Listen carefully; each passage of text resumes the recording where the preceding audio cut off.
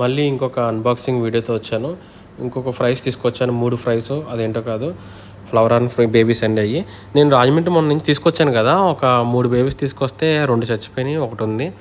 సరే అయితే ఇంకో 3 తీసుకొచ్చాను. ఆ 3 తీసుకొచ్చి దీంట్లో కలిపి వేద్దామని చెప్పేసి. యాక్చువల్గా దీంతో కలిపి ఉన్నాయి ఆ ఫ్రైస్ కూడా. ఈ లాస్ట్ 3 అంట. ఇంకా షాప్ అన్న అడిగేసి తీసుకొని వచ్చేసాను. మన దగ్గర ఉన్నదేమో సైజు కొద్దిగా బల్క్ అయింది, కొద్దిగా పెద్దదైంది.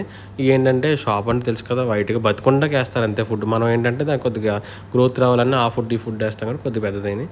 మన దగ్గర ఉన్న ఫ్రైస్ అయితే కానీ ప్రస్తుతానికి డీప్ స్లీప్లో ఉన్నాయి, అసలు పైకి కూడా రావట్లేదు.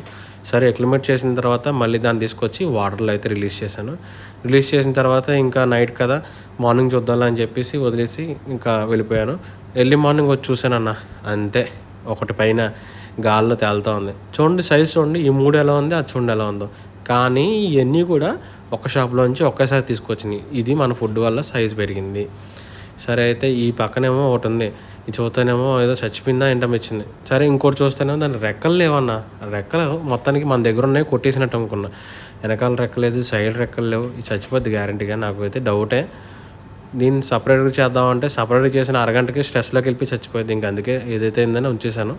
ఇంకా నా నెక్స్ట్ ప్లాన్ వచ్చేసి ఈ ఫ్రిడ్జ్ బాక్స్లో ఉన్న బేబీస్ అన్నీ కూడా దానికి సపరేట్ చేద్దాం అనుకున్నాను. దానికైతే నా దగ్గర ఒక ఐడియా ఉంది, నన్ను అయితే ఫాలో చేయండి, నేను మీకు చెప్తాను ఎట్లా ఏం చేయాలో.